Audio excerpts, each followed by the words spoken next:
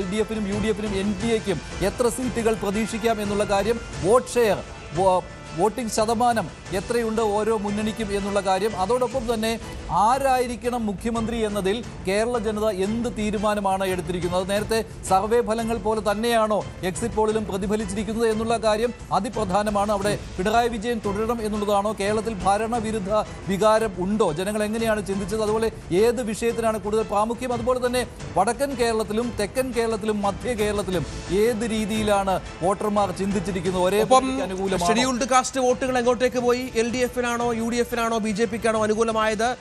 Other backward classes OBC വോട്ടുകളുടെ കാര്യം ഇതിൽ വ്യക്തമാക്കുന്നുണ്ട്. മുസ്ലിം ക്രിസ്ത്യൻ വോട്ടുകളുടെ എങ്ങോട്ടേക്ക് കൺസോളിഡേഷൻ ഉണ്ടായി എന്നുള്ള അവകാശവാദം പല തരത്തിൽ ഉയരുന്നുണ്ട്. അത് എത്രത്തോളം സത്യമാണ് എന്നുള്ളത്.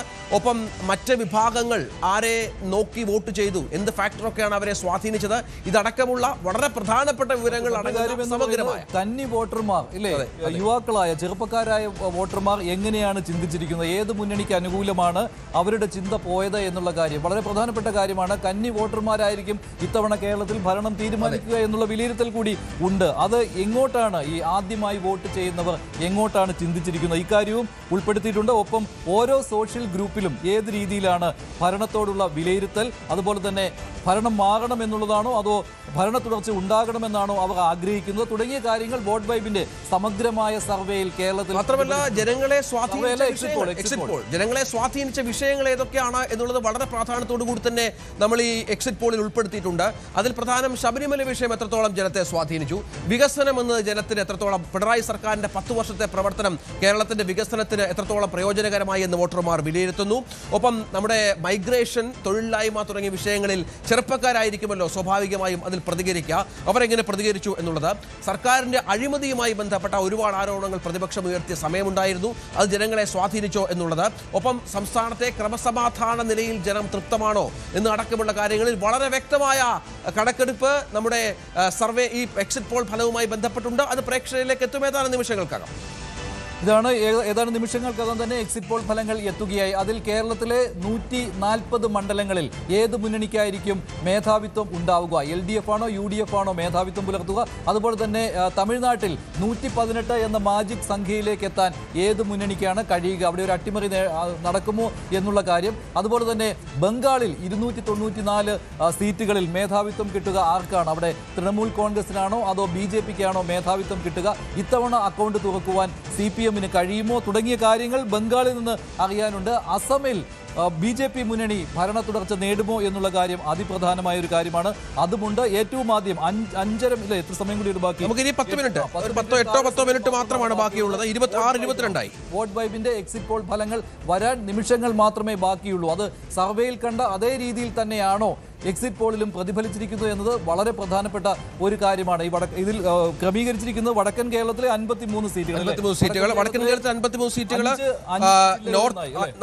വടക്കൻ കേരളത്തിലെ 48 സീറ്റുകൾ, സെൻട്രൽ കേരളയിലെ 53 സീറ്റുകൾ, ഒപ്പം വടക്കൻ കേരളം എന്ന് പറയുമ്പോൾ 5 ജില്ലകളാണ് അതിൽ ഉൾപ്പെടുത്തിയിരിക്കുന്നത്. വടക്കൻ കേരളത്തിൽ കാസർഗോഡ് 5 സീറ്റുകൾ ഉൾപ്പെടുത്തിയിരിക്കുന്നു, കണ്ണൂരിൽ നിന്നുള്ള 11 സീറ്റുകൾ, വയനാട്ടിൽ നിന്നുള്ള 3 സീറ്റുകൾ, കോഴിക്കോട് നിന്നുള്ള 13 സീറ്റുകൾ, അതുപോലെ തന്നെ മലപ്പുറത്തെ 16 സീറ്റുകൾ. ഇത് ഉൾപ്പെടുത്തിക്കൊണ്ടാണ് 48 സീറ്റുകൾ ആകെ വടക്കൻ കേരളത്തിൽ. അവിടെ സർവേയിൽ പ്രതിഫലിച്ചിരുന്നത് UDF-ന് കൃത്യമായ മേധാവിത്വം കിട്ടും എന്നുള്ളതാണ്. അതാണ് UDF-ന്റെ സീറ്റ് നില കൂടുവാനുള്ള കാരണമായിട്ട് വോട്ടെടുപ്പിന് മുൻപുള്ള സർവേകളിൽ കണ്ടത്. അത് എക്സിറ്റ് പോളിലും ആവർത്തിക്കുകയാണോ ഉണ്ടായിരിക്കുന്നത് എന്നുള്ള കാര്യം വളരെ വടക്കൻ കേരളവും മധ്യ കേരളവുമായിരിക്കും ഇത്തവണ അധികാരം പിടിക്കാൻ UDF-നെ സഹായിക്കുക എന്നുള്ളതായിരുന്നു സർവേ ഫലങ്ങൾ. അതുപോലെ മധ്യ കേരളം എന്ന് പറയുമ്പോൾ പാലക്കാട് മുതൽ ഇങ്ങോട്ടുള്ള ജില്ലകളാണ്. പാലക്കാട്, തൃശ്ശൂർ, പാലക്കാട് 11 സീറ്റുകൾ, തൃശ്ശൂരിലെ 12 സീറ്റുകൾ അല്ലെ, എറണാകുളത്തെ 14 സീറ്റുകൾ, 13 സീറ്റുകൾ വരുന്നു, 14 സീറ്റുകൾ വരുന്നു, കോട്ടയത്തെ 9 സീറ്റുകൾ വരുന്നു,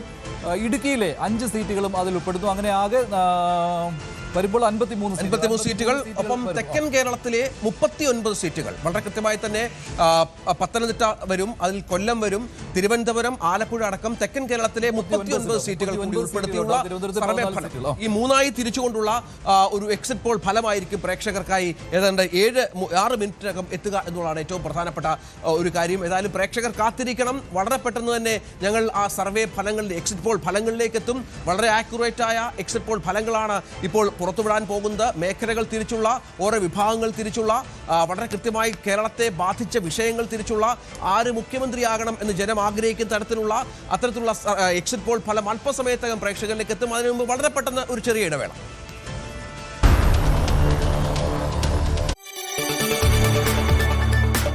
കൂടുതൽ വാർത്തകൾക്ക് news 18 Keralam YouTube channel subscribe ചെയ്യുക.